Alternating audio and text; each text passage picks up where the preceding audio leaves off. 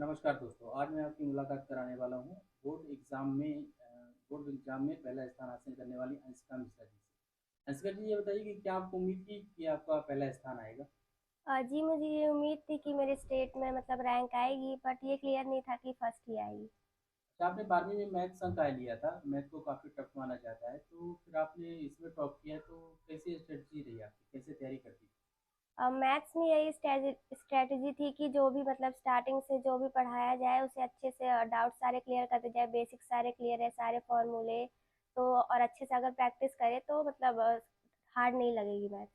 अधिकतर विद्यार्थी ऐसे होते हैं जिनका अगर बैक होता है तो मैथ सब्जेक्ट में ही होता है। आप क्या कारण मानते हैं, कहाँ कमी रह जाती है? क्योंकि आपने मैथ्स संकाय से 12वीं पास की, टॉप किया, पहला स्थान आया मध्य प्रदेश में। तो स्टूडेंट की कहाँ कमी रह जाती है मैथ को लेकर कि उसमें वो फेल हो जाते हैं?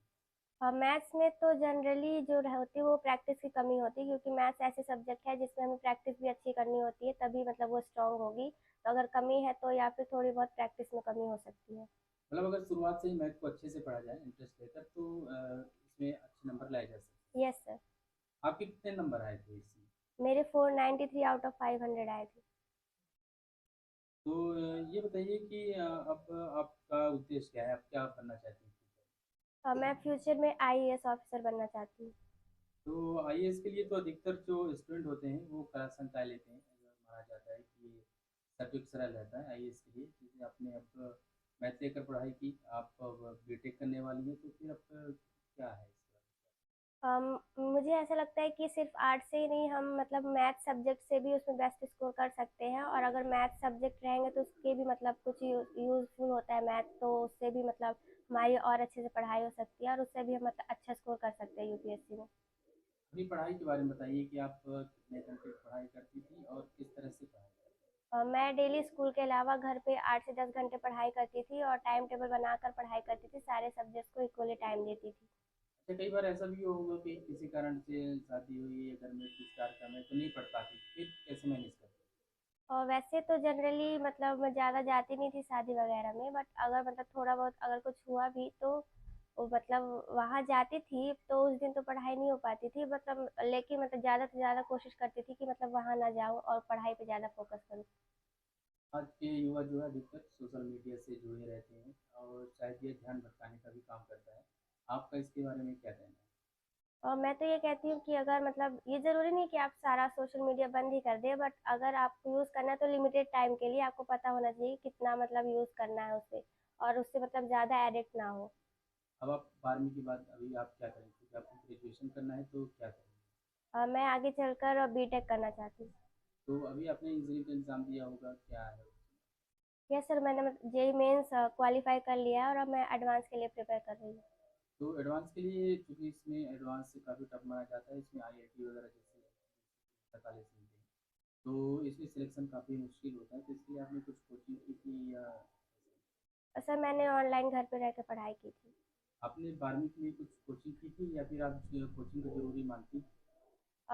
मैंने तो कोचिंग मतलब ज्वाइन किया था 12th के लिए, बट ये ज़रूरी नहीं है कि हम कोचिंग ज्वाइन ही करें, अगर हम मतलब खुद से भी अच्छे से पढ़ाई कर सकते हैं। बहुत सारे विद्यार्थी ऐसे होते हैं जो कि तैयारी करते रहते हैं मैथ वगैरह सब्जेक्ट लेकर, लेकिन उनके कम नंबर आते हैं या बड़े मुश्किल से पास हो पाते हैं। तो इसके बारे में आपको ऐसा क्या लगता है? अब मुझे ऐसा लगता है कि अगर मतलब मार्क्स कम रह गए हैं तो कहीं ना कहीं हो सकता है आपके एफर्ट्स में थोड़ी बहुत कमी हो, तो उसे मतलब और अच्छा करे, और जो भी मतलब कमी रह गई उसे मतलब ध्यान से उस पर गौर करे कि क्या कमी थी ऐसी की मतलब जिसके कारण थोड़े मार्क्स कम हो गए, और उसे दूर करने का प्रयास करे। आपकी एमपी में फर्स्ट रैंक आई है, आप इसका श्रेय किसे देना चाहेंगे? अपने आईआईटी मैं इसका श्रेय अपने टीचर्स को और अपने पेरेंट्स को देना चाहती हूँ। तो आपका उद्देश्य आईएएस बनना है, तो इसके लिए आप ये ग्रेजुएशन से तैयारी करेंगे या ग्रेजुएशन कंप्लीट करने के बाद तैयारी? सर मैं पहले मतलब बीटेक करूंगी आईआईटी से, देन उसके बाद प्रिपरेशन करूंगी। अच्छा, जो ये अभी ये 12वीं की पढ़ाई कर रहे हैं बच्चे या 12वीं में गए हैं, ये बोर्ड एग्जाम देंगे, उनको लेकर आप क्या कहेंगे कि वो किस प्रकार से तैयारी करें, क्योंकि अच्छे मार्क्स आए, अच्छी रैंक हासिल करें, कैसे तैयारी मैं यही कहना चाहूंगी कि जो भी जहाँ से भी आप पढ़ रहे हैं, जो भी स्कूल में पढ़ाया जाता है उसे मतलब ध्यान से सुने और अच्छे से पढ़ाई करें, और जो भी पढ़ाया जाता है उसे घर जाके डेली टू डेली रिवाइज करें और syllabus time to time complete करते चलें। अच्छा, ये ऐसा भी देखने में आया है कि सरकारी स्कूल के बच्चे और प्राइवेट स्कूल के बच्चे जो होते हैं, इनमें से बहुत सारे बच्चे जो टॉप करते हैं वो प्राइवेट के होते हैं। सर स्कूल से तो नहीं, मतलब प्राइवेट से भी होते हैं, सरकारी से भी होते हैं, तो मतलब बच्चे तो जो मतलब करते हैं वो मतलब सरकारी से भी करते हैं, प्राइवेट से भी करते हैं, तो उसका कोई मतलब वो फिक्स नहीं होता। ये बच्चे के टैलेंट पर निर्भर करता है यस सर। कि वो कहाँ तक जाएगा, सरकारी और प्राइवेट इतना मायने नहीं। Yes sir.